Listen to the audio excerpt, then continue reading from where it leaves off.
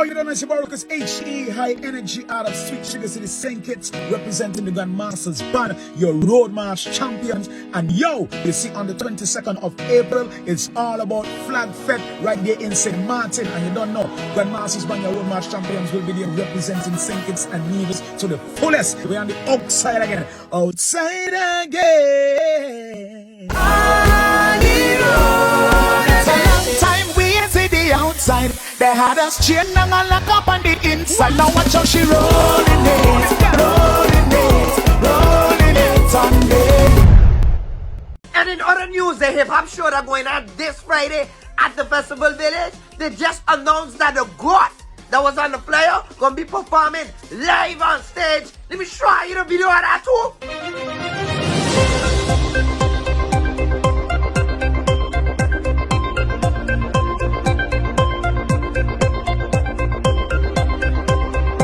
Listen, and let me tell you something. Semantic Carnival just starts. And we got like 3 more weeks to go. So you know, we will have a good time with these jokes, you know. Fundación Raíces Dominicana presenta Noche Latina 2023. Este 27 de abril, una noche repleta de entretenimiento con la revolución urbana del momento. Flow 28. Para deleitarnos, la salsa con clase de David Cava. La sensación del momento, Ángel Guiol. El bachatero número 1 de la República Dominicana, el chaval de la bachata. El artista más completo de la República Dominicana. Bueno en balada, bueno en merengue, bueno en salsa. Alex Bueno. Entrada $40 por adelantado y $60 en la puerta. Reserva tu mesa VIP al 1721-588-2744. Patrocinado por Ball Label, Sonesto Bajo y Sky High. Será un evento para que nadie te lo cuente.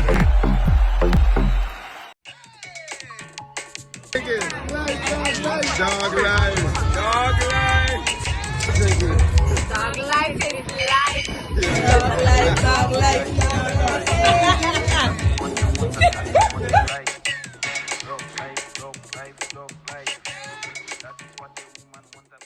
C'est comme la mauvaise, yo ka dwe combien moun. Even normal, il pa connaît pas moun. Les gars sortent, il toujours dit qu'on j'y vais. Wow, wow, wow, wow. Girl, I love to feel it, whipping, whipping, whipping. Pulling, pulling, pulling. Girl, I love to feel it, clamping, clamping, clamping. Clamping, clamping, clamping. Girl, I love it. When you work your pussy muscle. Girl, I love it when you work your pussy muscle. Wow. Girl, I love it when you work your pussy muscle. Wow. Girl, I love it when you work your pussy muscle. What a wow, what a wow, what a wow, what a wow, wow, wow. Girl, I love it when you work your pussy muscle. Work your pussy muscle, baby. I feeling it gripping. I don't sit in, baby.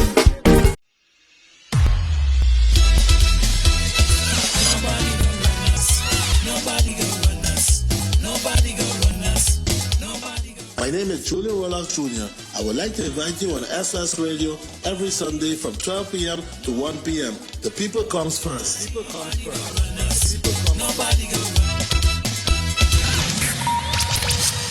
Welcome to the Late Night Show. Hope everything is okay. Hope everything is all right. It's a wonderful, wonderful day, and I'm your host, Andrew Dick.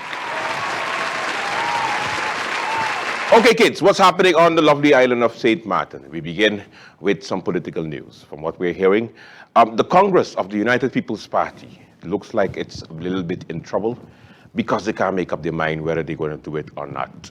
Of course, because of the infighting that's happening within the political party, the question is, will it happen? Will it not happen? You have certain candidates that, of course, are fishing. You're hearing different names. I'm not going to say names, so don't expect it. But just know that one has to do with a vision and another one has to do with a M and a I'm not going to say names, okay? I'm not going to say Mark Mingo name at all. But I'm hearing different names of people all looking at different political parties. So, candidates, please do not jump ship before you actually start to be in a political party. Or if you're part of a political party and you're jumping ship, run now, Forrest. Run now.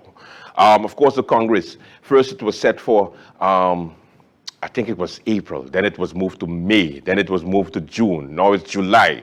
It's almost as like it's a dictatorship. Nobody wants to have the Congress. We're afraid of what's happening. Of course, the Congress will decide if the leader that is presently there, the tallest member of parliament, will he continue to be the leader of the United People's Party, or will Mark Mingo take over the party? Or will it be Omar Otley, the deputy minister, the deputy leader of the United People's Party? Or will it be my favorite candidate, Francisco La Cruz? Maybe he's going to take over the party. You never know. This is it. We're gonna have to see who is going to be the next leader, or will we have the same leader for the United People's Party? So that's what we're hearing. That's what the school children saying. You know, you can't trust them because they're supposed to be in school, but yet they're under the tree talking a bunch of craziness. All right, so let's see. Let's see. Because Mr. Mingo are going all over, you know, talking the good talk, but is he really a team player? We don't know. Let's see what happens. In other news, keep your children at home, especially if they're under the age of 15. Don't send them into a jump up because the Prime Minister coming for you. She said this during the Council of Ministers press briefing, and it was harsh, but of course, you know, Sylvia don't care. She just was like straightforward to the point. Keep your child at home, okay? Or mind your child. Mind your child. Take a look. And I did put it in my Carnival statements at the beginning of Carnival. But again, we do have laws in St. Martin. And what I saw for the opening jump up was a lot of youngsters. Parents, take your responsibility seriously. Children under 15 do not belong in a jump up. Children under 15, by law, do not belong in a public dance party. That's what a jump up is. It is for 15 and up. So if you bring your child to that, then you should be there. Your children should not be in that melee by themselves. It was not good to see. And I overheard several young people saying, "Bye, I was drunk." That's not a good look for St. Martin. That's not a good look for your child whose brains are still developing. So take your responsibilities seriously. It should not be left to law enforcement to be pulling children out of a jump up. So we have other events coming up that are adult geared. Let that be for the adults, and the things that are geared for children. There was a wonderful family day on Sunday. Let those be geared for children. So I look forward to us keeping our youth safe. And I ask all those road users, we're seeing a lot of deaths as a result of scooter accidents, and I'm seeing a lot of crazy behavior on the street between cars. You're not only endangering your life, which is precious, but those of other road users. Please be careful, be safe, and have a happy and safe carnival. All right, also today on the show, Now You Know, a television and radio program hosted by Valerie Van Putten. I did a program with her last week, giving an analysis of what is happening. So I'm going to share the highlight of that program with my viewers today. The program airs on TV15 Monday, Wednesdays, and Fridays, also on Sundays. So make sure you check out the timings. Placed at different times, but you can take a look at the program. It was very good, I must say. Before we go to that, let me say congratulations to the winner of the first laptop from USM candidate, Mr. Julian Rolox Jr., who made on his promise and gave out the first laptop to a person who won. He had a raffle, and he is making good on his promise to actually give the people them the prize, not like the Now Party, who said that if you check underneath your seat, you're going to see prizes if you come to our Congress. And then they reach to the Congress and you notice it empty. Just like the Now promises, empty. That was a good segue. So congratulations to the winner. Mr. Rolex, of course, gave the winner their laptop, and there you see it for yourself. All right, welcome to the Late Night Show. We're going straight into the interview with Ms. Valerie Van Putten, where she interviews me on the grading of ministers that we presently have. Take a look. I hope you enjoy. Good evening, everyone, and welcome to the program. This is Now You Know, and I am Valerie Van Putten. Thank you so much for joining me today. How's our country running? The 2024 parliamentary campaign is gaining momentum with a few new surprises. But people want to know from the current ministers what has been done during their term. There is also the issue of what has been accomplished during these past 4 years or so. So joining me today to talk about these issues and more is my colleague at TV15 and host of Late Night with Andrew Dick. Andrew is going to grade them today as we will be issuing each of them a report card. So Andrew, welcome back. You did your numbers. Yes. Who gets an A, who gets a B, who gets a C, who gets a D, and who gets an F? I walk with my red pen. So thank you so much for having me again on the show. It's always good to have you here, yes. Andrew. Okay, but before we go into what has been done, let's talk a bit about the new developments. Oh, yes. It seems like every day there's something new happening, Andrew. We have parties that have, party leaders who have said, you're leaving my party right there, and you do right here, and you do what you want to do. You have others who have closed down their party more or less and joined others. So talk to us about that. Okay, so we have the PPA from Gracita Iredell. They are not contesting the upcoming elections.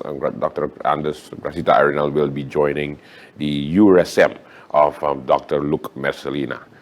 Interesting move, but you can never say that it's over until postulation, because it's important that I give that disclaimer, because most of the time we assume so much things, or we predict so much things beforehand, and then on postulation itself, you get surprises out of this world. Sometimes you see names that you thought would have been on another party with a different party. You see other parties who registered come back from the dead. So it's important for me to also give the disclaimer that, postulation, with postulation coming up, it's important to know that as soon as postulation arrives is when we would be sure that everything is concrete 100%. So right now we're just going based on assumptions and announcements from the candidates and what we're hearing on the ground. To answer your question, so PPA being one that's not going to run for the upcoming elections, so they say. Then you have also the from the Christian Party, St. Martin Christian Party. St. Martin Christian Party, just about two elections old, and on the second one, they didn't make it back. On the first try, they did get in with one seat, and they were part of the United People's Party and the United Democrats and the Christian Party government. So they governed for a little while, and then of course government fell, and then elections came, and they were not rewarded based on the fact that you had the Deputy Prime Minister and also Minister of Education, Culture, Youth and Sports, Wycliffe Smith, the leader of the Christian Party, as the one who didn't do much according to the voters out there. What were their contention with? What was their issue with him that he didn't do much? I think where things started to go a bit left was when the Christian Party stayed with government during the time that MP at the time, Theo Heiliger, was arrested. Because the Christian Party heavily campaigned during the election prior to that, prior to joining the United Democrats, that they were a party that they were not going to be serving in government with anybody who's under suspicion or arrested or any kind. And then you had a situation where I think MP Heiliger got in some legal issues, and also MP Brownbill was also in some, some issues. And that's when, people started to go like, okay, so the Christian Party is going to pull out because they campaign on this. Right. And they didn't go anywhere. They said no, they believe in stability, and therefore they're going to continue. And everybody saw that as the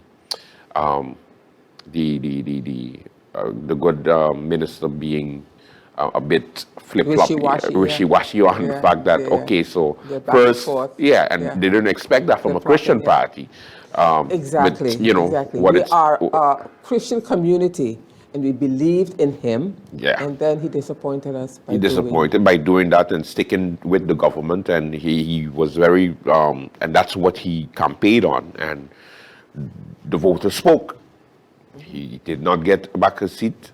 He was not re-elected, and therefore, because of that, now we're hearing that he, hung up his political leadership of the Christian Party. But did he dissolve the party? No, it doesn't work like that. You could just deregister, or you could decide not to run. Because he didn't get elected during the last election, you just registered as a political party still. But wasn't he the founder of the party? Yes, he is, yes. So he just... Up and now he's going over to... Well, that's what they're saying, that he's intend to join the Democratic Party for the next election. Of course, it's just speculation for now because, again, surprises, or you could be unhappy after a while, or you couldn't say that, you're... you don't align yourself with them anymore, so therefore you might go back to your original plan, which is to go with your own party or go with another party completely. But it's heavy in the community that Pastor Smith will be going with the Democratic Party, and it's not a surprise really because of the working relationship between the leader of the Democratic Party, Sarah Westcott Williams, and also Wycliffe Smith has been for decades, the relationship that they had as far as working together. When she was commissioner of education, he was the department head for the education department. But people are seeing this as a completely different, how would I say, backstabbing, not backstabbing, but, he can't make up his mind, in other words. Yeah. And if you can't make up your mind, but you're going to join another party now, what does that say? The voters, nobody's going to vote. Yeah, but people are going to be upset with him, put it that way. You see, that's the thing. Usually St. Martin voters, they're so... Don't you come with this, St. Martin, not a real place. No, okay? I won't say it here. But I need to give you my point. Okay, clarify. St. Martin voters are funny. One, they forget quick. Really? Yeah. All right, Two, in the heat of the campaign, they go with the hype most of the time. And sometimes they don't, because a good example of that is the PFP. They was not part of the hype during the last elections. And look, they get 2 seats out of nowhere. Everybody was like, wait, what? No political analyst on St. Martin said, hey, watch out for the PFP, because it was a new party. And they only had 7, and they only had 7, 8 candidates. Yeah. Nobody was watching them. So everybody was like, oh, okay, that's so cute. They're gonna do okay. We'll see. Yeah. Maybe they might get 1 seat. And then boom, they get 2 seats, and everybody was like, wait a minute now, PFP. So they came out of left field. They came out of left field, and they did not do the traditional campaigning of the other parties. They had to do any interviews. They just did their own. Nobody took them serious, right? No, not that. Nobody took them nobody took them that serious. They were a bunch of young Turks, and they were just going to throw themselves in there, but they surprised everybody. And they surprised everybody, and they fought also to be part of the elections, because if you remember, the registration period was over, and they had to appeal to the Dutch to basically pressure St. Martin for the registration to take place for the new parties, and that's how you had the SAM party and also the PFP party registered for the elections. So it's St. Martin voters sometimes can surprise you, but then at the same time you have to go based on the pool of voters that we have for the past 3 elections. Let me say the past 3 elections, and it's always less than 50%. Last time we had 51%, and everybody was like, "Hurrah!" And I was like, "Wait a minute, what? 51%, and we're celebrating? Like, right. let's celebrate when we get 75, 85, 90%. But I think what happened, that people were disappointed with these constant every year and a half election, and it was like, listen, I am not bothering myself with that. Yeah, correct. But let's also talk about the Christian Party. Yeah. I'm also hearing that there's a new leader. Well, from what I'm hearing, it is a new Christian party. So it's not the old it's Christian not the party same Christian party of Wycliffe Smith, but it's a new Christian party that Ms. Alicia Livingpool might head. That's what we're hearing. Again, you have so much assumptions and so much people talk, but unless you hear it from them themselves, from the horse's mouth, as they say, then it becomes concrete, and then we know that this is another party to add to the already 8 parties we have. So then we'll have 9 political parties for these upcoming elections, and then if you don't watch out, you hear that Lyndon Brown also will be starting his political party. Then we have 10. I mean, might as well we just have a number of political parties running. Let's talk briefly about that. Lyndon Brown starting his own party. I mean, is this a joke or is he serious? I hope it is a joke, Valerie, and I mean this in the nicest way, because I don't know what the party would, first of all, consist of, because I hear it's the Party for Justice is what I'm hearing. But I'm like, okay, but justice for what? Justice for who? I don't know. Maybe it's I don't know. You see, I'm struggling to find words because I know I don't want to make your show into mine. Thank you for that one. So I'll reserve my full comments, but I do believe that everyone has a right to contest, the parliamentary elections. That's why we have a democracy. It's a democracy. So let's not, just deter people from trying to, represent the country that they're living. But at the same time, I hope let's not make it into a puppet show. A puppet show, a joke, because I mean this is serious business, and parliamentarians, as much as we've been having so much issues we already over don't the look years. good from the outside. Yes. And to have somebody like that come in now, it's like, are you serious? But What are we? Yeah, I mean, okay. Let's see what plans he has, if any, and then we go from there. But just the announcement of. Have you spoken to him at all? I know you're not afraid to talk to anybody anyway. No. Have you approached him and asked him what is he thinking, or if he's serious about this? Most of the time when But it's going to be a party of one, Valerie.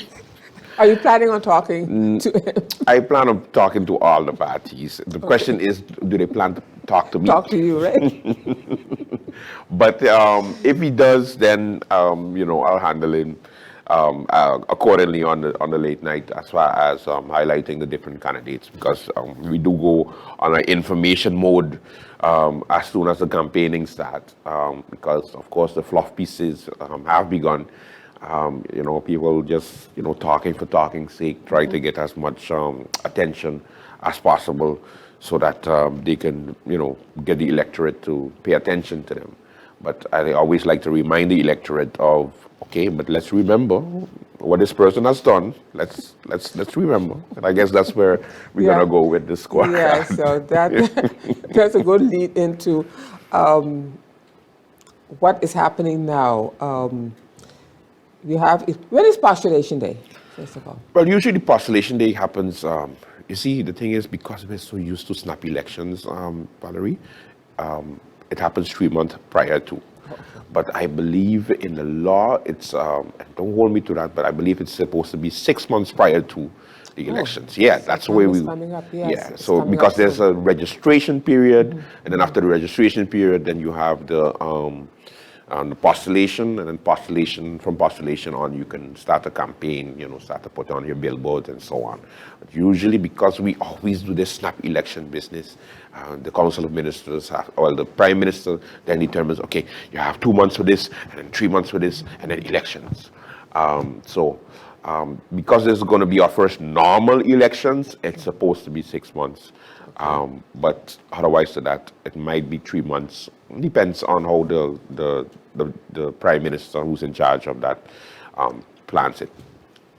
So it's going to be regular elections. It's not going to, the government isn't going to fall, that we have to call it early elections in December sometime. I don't have a crystal ball, but you're hearing, of course. What are you hearing? That I'm we're going hearing, to go through the entire 4 years. Oh no, I'm hearing every day that it's going to fall. Everybody. know.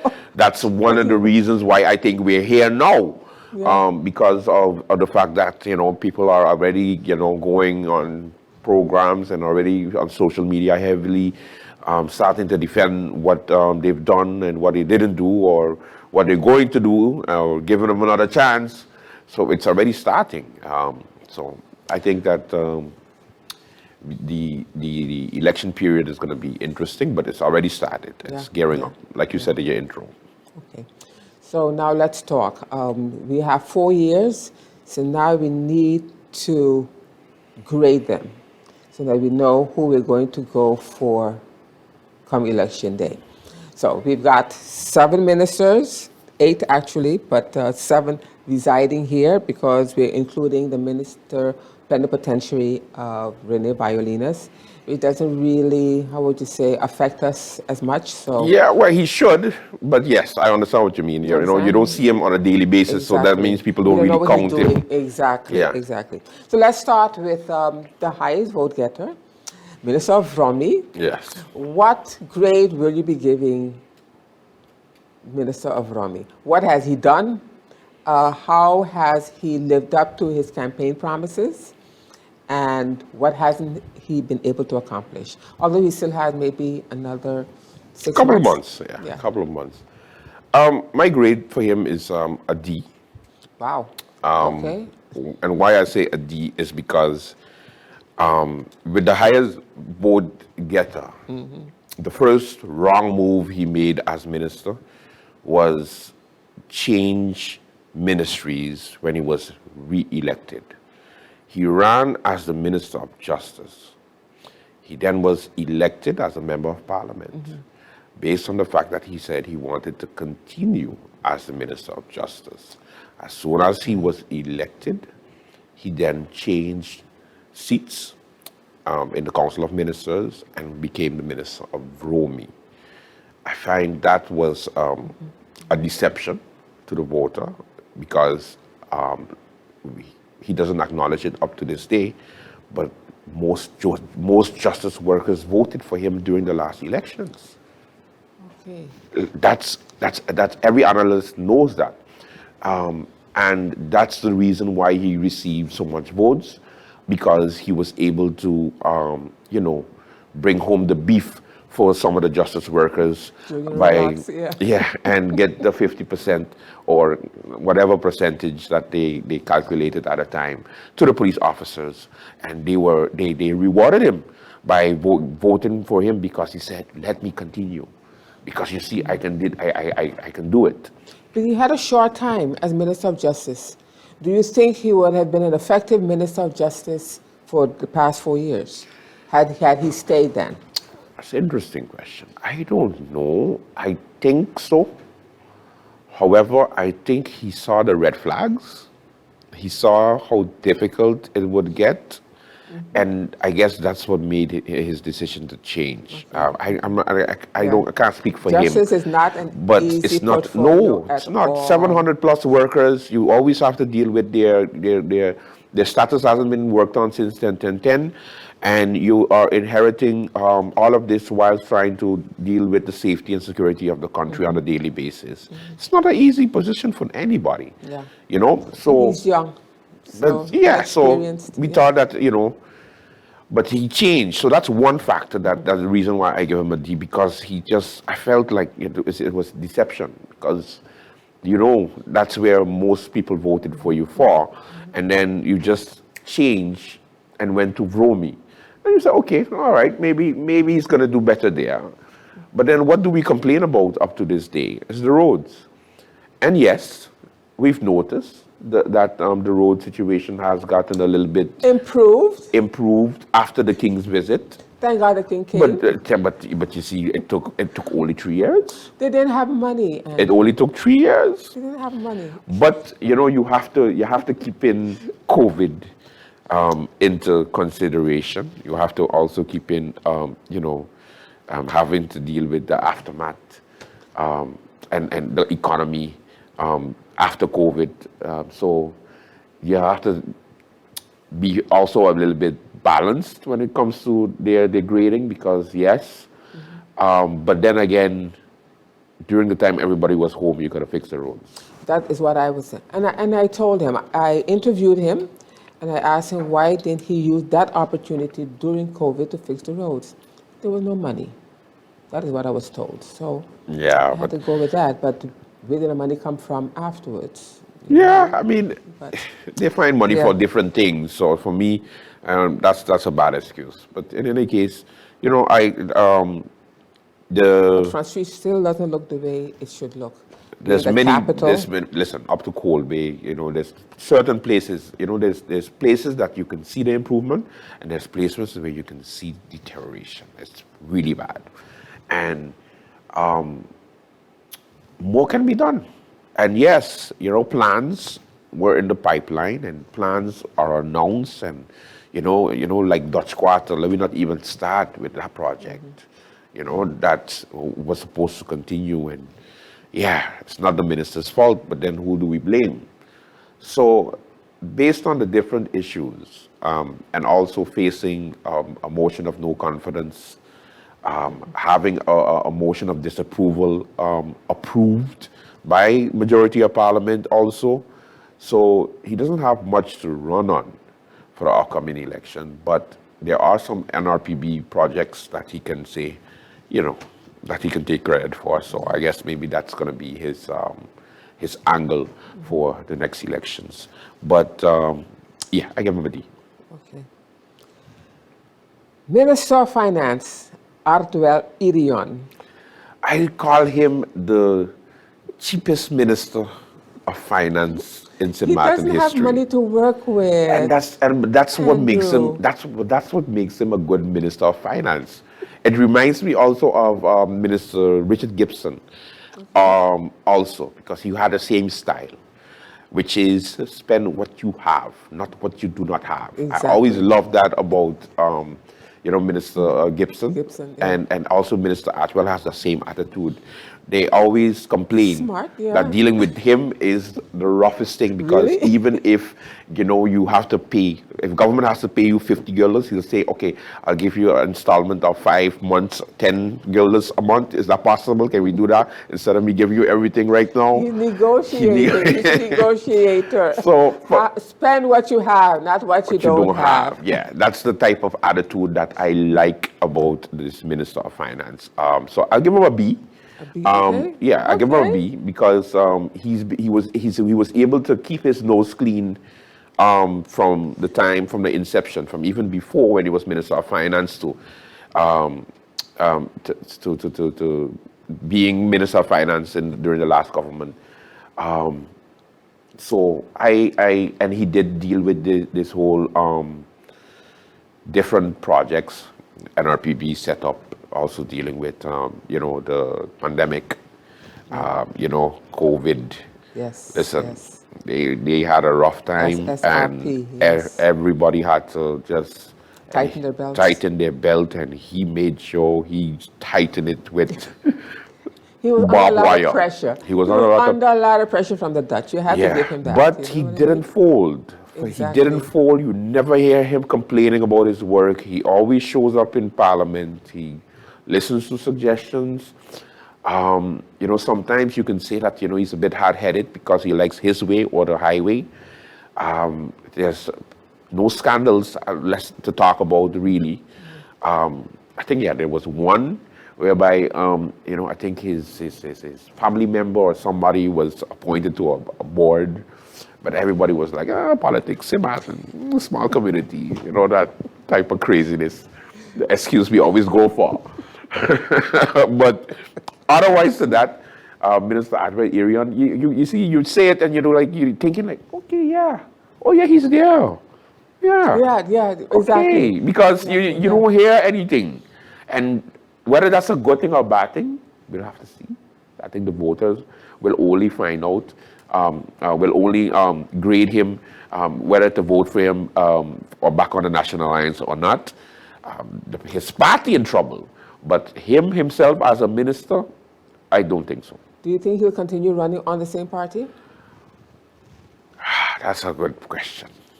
That's a really good question. He might be lured away from... No, but you see, the National Alliance, that's one thing. The National Alliance have some good people that... Loyal people that don't jump ship just like that. Yeah? They don't jump ship just like that. They stick through it. I think the only way that he would leave is if they have like a new political party, or he's always had a good working relationship with the UP. So maybe you would see him, because he have those type of, you can see he have some similarities with the UP leader as far as capitalism is concerned, like that type of vision when it comes to the country. And most of the time they butt heads, but they always come together with a solution, because they millennials type of thing. Yeah. So for me, I think, you know, B. And he did a decent job. Not the best. I mean, our tax system is still crazy, but he's always tried to improve and try to digitize the whole financial component of St. Martin, and it shouldn't go unnoticed. Okay. We want to skip one for now. We're going to go to Minister Otley. Omar, what would you give him? If I don't give him, what I think you should give him, I'm going to... If I don't give him my A+, Thank you. If I don't give him my A+, I would be a hypocrite, because I called him the minister of everything for the past couple of years, and it's only because of the work and that he put in from the onset. He hit the ground running, boy. 2021 is when he was sworn in as a minister. Not 2020. 2021. Yeah, he had issues with family, and he went through a difficult, a rigorous screening process. And as soon as he got in, he hit the ground running. And I admire that about him. And that is what. And then we didn't expect it, huh? Nobody expected it. Exactly. Listen, I was the first one when I said, okay, so we have a soccer garden minister, you know, who is a carnival singer, who's a construction, construction background, as Minister of Health. Where is St. Martin going? What are we going to do? What's happening? What's going on in this place? And then he started to hit the road running, and it started. I'm so glad that he did. Yeah, and it started also. He showed us. Yeah, he showed us, and he started to show after dealing with the COVID situation, because you know, we had Minister Panafleck first dealing with that. Yes, Richard. Yeah, that's right. And then, you know, Richard was like, nope, he just decided to leave and become Deputy Minister of Plenipotentiary in the Netherlands. And then you had Omar coming in, you know, fresh, and he hit the ground running. The only thing that he would be blamed for is the hospital. Yeah, but he inherited that, huh? He inherited So did Anna with that. justice. Yeah. So it's inherited. Everything is inherited, Valerie. True. Everything. That is true. That is true. It's but ultimately most we have things, yeah. most things, and Most but things. and some are created.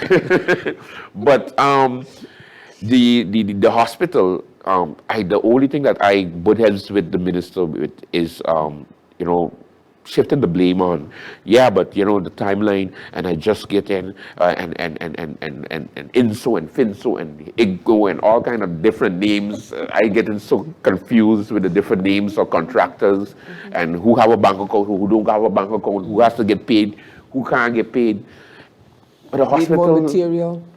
and the hospital is not going anywhere. We adding 50 million, 20 million, 30 million, 60 million. We getting it from left, right, and center.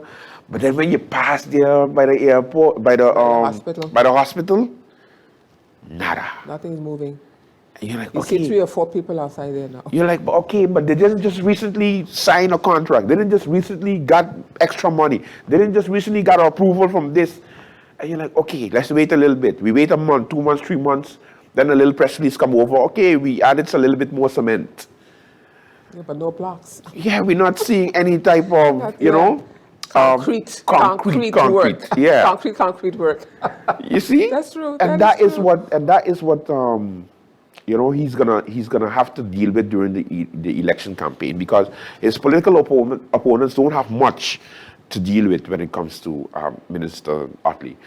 The only thing was recently an old video of him with his gold chain while he was singing on stage, and it was circulating all over, going like, oh, while people are starving, the minister is flashing his chain. And I was like, that's the best. That old? That wasn't an old That's an old video, yes. Old video, so. But they still, don't know it. Yes, they don't know. So people was like, oh my God, and Yeah. then he was like, guys, this was some years ago. Like, serious? This is what we talking about? This is the best all you have? So that's all they have on him, right? Yeah, so the political, use it. so they're going to use it because they need to do that in order to, create their own momentum. So they're going to say, he's good, but come on, let's not kid ourselves. He's good. Let's just say it. Yeah. Say it. Exactly. Say it proud. Give Jack his jacket. Give Jack his jacket and just say. Give credit where credit is due. Yeah. And then we have a habit, we don't do that. No. We find fault and pick and nitpick before we say, job well done. And that's why I don't have a problem saying it. It's like, okay, he did a good job. He's doing a good job. Yes. But guess what? The voters is the one who has to pick whether he continues or not. Because again, it's a parliamentary election and not, a ministerial election. So we're going to have a situation where, we have elections and he could go to parliament. Yeah. Or, he can remain as minister. Yeah, based on his party performance. Okay. What do you think he's going to do? He's going to do very well. Okay. That's what I think. That's what everybody thinks. And you don't know whether he may stick where he is or he may go to parliament. Again, it all depends on the performance of his party. Many people are campaigning these days based on what I going to, when I get in, and what and me. And I always go like, guys, Parliament works it's on... about the people. It's not about me, what you plan to do, because things have gotten stuck and not enough has been done in Parliament. And even if you, like, let's say, for example, Valerie gets into Parliament, Valerie can't do nothing unless she has support. That's right. You can present, yes, and we've seen some, but you can present. But if you don't have majority support, or you at least, don't try to, initiate something, then guess what? You're just going to be Valerie. Yeah, okay, Valerie said she's going to do... in my corner. Yeah, because once you get but in... I'm trying. Yeah, they're not listening to me, and then you're just a loud voice. And that's what people have to realize during the election time. It's a process. Okay. We have I'm going to talk about him right now because he's new. Let's talk about our Prime Minister and Minister of General Affairs. That's not your girl for some reason. What number are you going to give her? You can't give her anything below? I can't give her anything below F. Below F. I don't know. You Z? probably give her a Z, right? Can I get a Z? I'll give her a Z. Now, tell me why. Tell me why. Listen, one thing I will have to say. She kept her head on, and she kept us in check when it came to COVID, okay? Yeah. All this nonsense we were doing. She spoke to us like our parents would have, our mothers would have spoken to us. Yeah, she's a teacher, okay? so that's why, yeah. Okay, so don't go beating up, but your honest evaluation of her. Okay, I'll be fair. I'll give her a C. The reason why I give her a C is because, you know, she did do her best with which I don't know if anybody would be able to in that position at that particular time. It was a very, very, very, very peculiar time in St. Martin's history. After dealing with a hurricane, you know, building back completely, and then all of a sudden, they just come knock us out of the park with this whole COVID. So first it was, okay, yeah, COVID, yeah, we're strong, we could deal with it. And then the economic effect of everything having to close down and just no type of tourism, nothing coming in, and we just watching our leaders for leadership. And she was there, you know, every day, all the time. And she tried and to negotiate with the Netherlands. Yes, with Netherlands, you know. and you know, we got some assistance, some type of house, some type of way. We had to sell our souls, but that's a different program.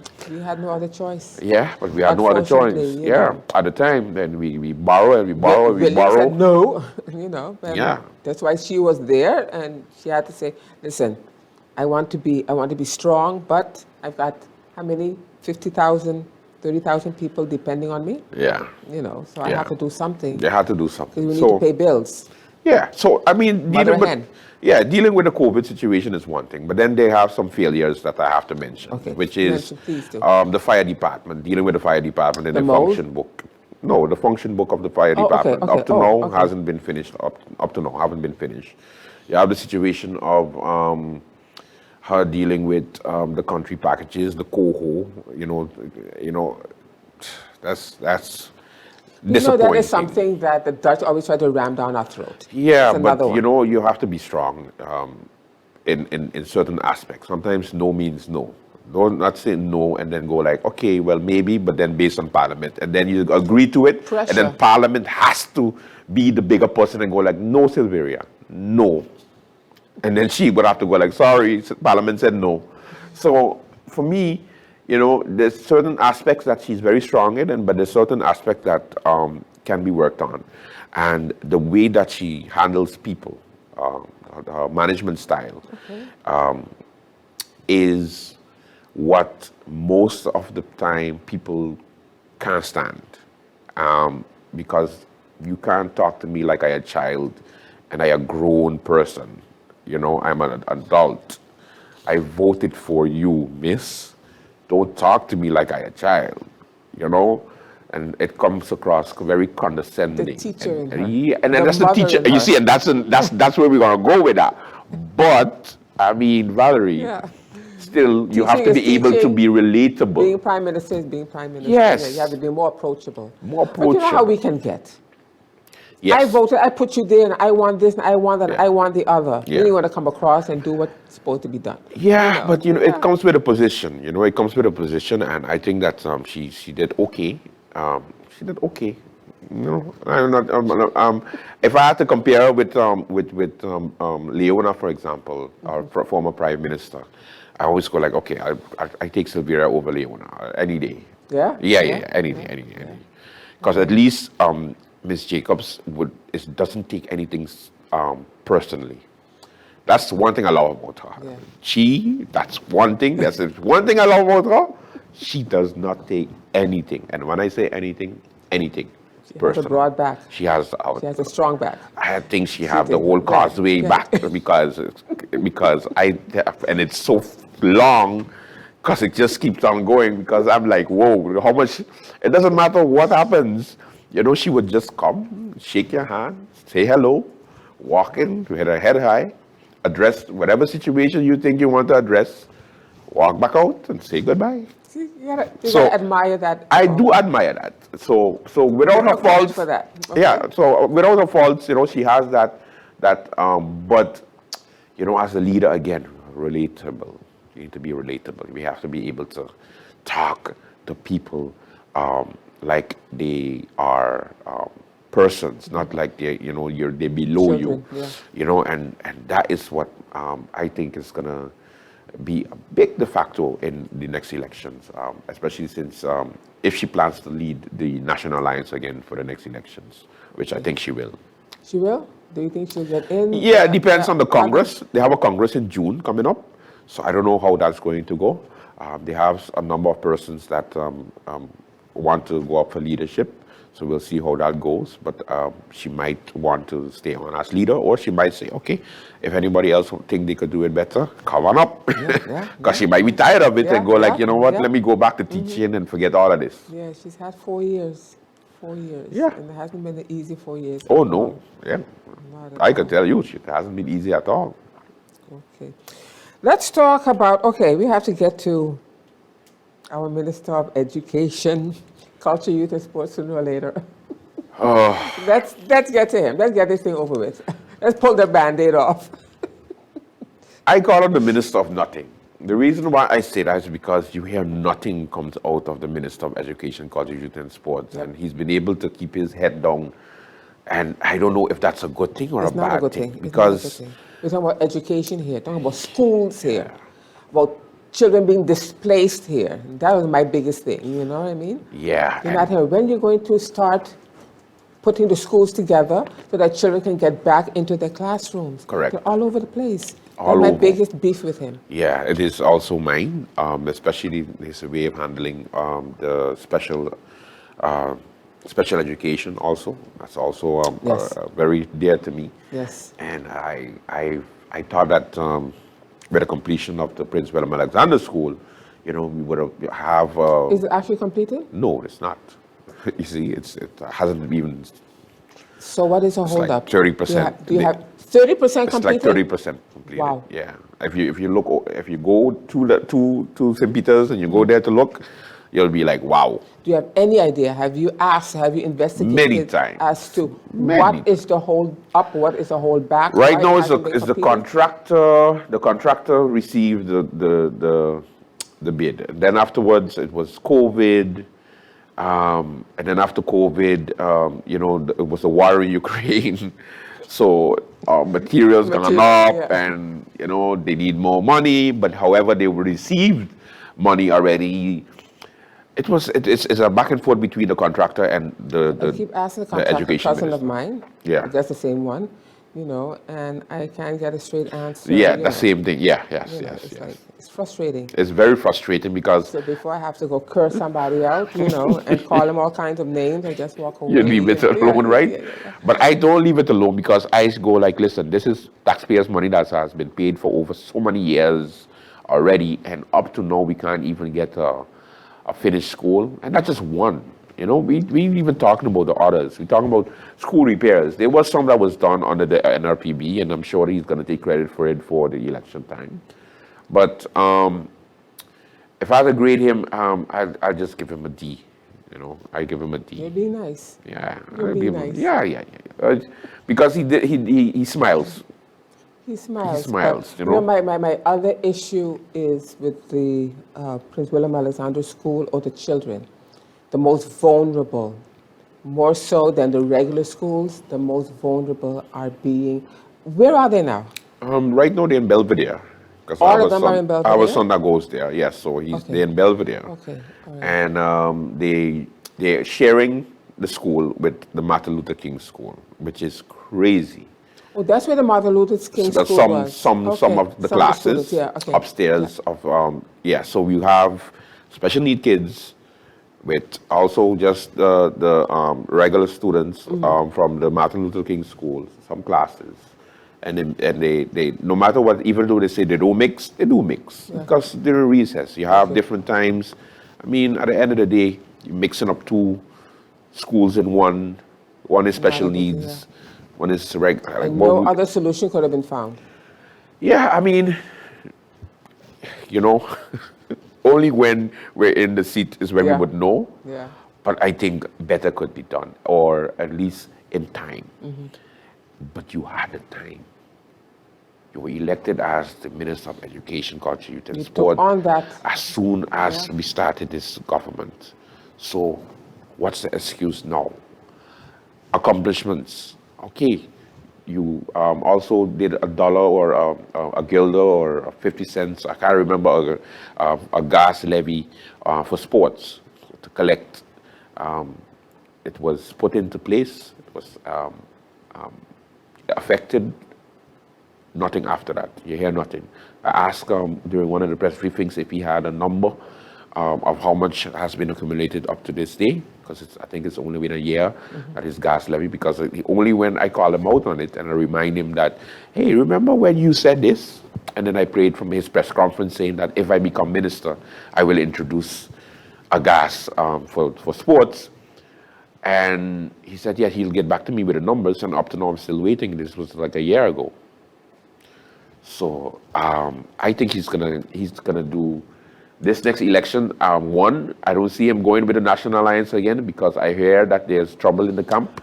Yes, I also. I'd like to thank Ms. Valerie Van Putten for me stealing her footage. Thank you so much for for me not having to work too hard today and just share this on my program. Of course, now you know, airs on Monday, Wednesday, Fridays, and Sundays on TV 15, and it's also on PJD2, PJD3. Throughout the week, all right? Of course, hope you had a good show. Until tomorrow. Yes, tomorrow. Bye-bye. I don't know what else to do again to impress all the girls and them. They have no interest in me. I started to go crazy. Then I went out to take a drive. And that is when I realized how they was responding to me. All because I have four wheels. They only want me. She only love me. She don't want no shopping spree. Only car. She even skipped dinner with me. Cancel the trip to Miami. Now I have to pay down on a new Audi. I went Moto One to check tariff for a car, to see if I could get a Jeep or a car. He said me and Rena have to speak for me to get a discount on a SUV. All she want is, all she want is, all she need is in the morning. All she crying, all she want is, all she need is. This girl got me working hard, but I know that she love me bad. If you hear how she does brag when I pull up in she yard, I tell her that I have a great idea. Let's catch a flight and get out of here. She say we could go anywhere, once it will have Arcadia. They only want me. She only love me. She don't want Versace, only car. She don't want Louis V, only car. She don't want jewelry, only car. She only want a man with a SUV. She don't want no shopping spree, only car. She even skipped dinner with me. Cancel the trip to Miami. Now I have to pay down on a new Audi. All she want is, all she want is, all she need is in the morning. All she crying, all she want is, all she need is.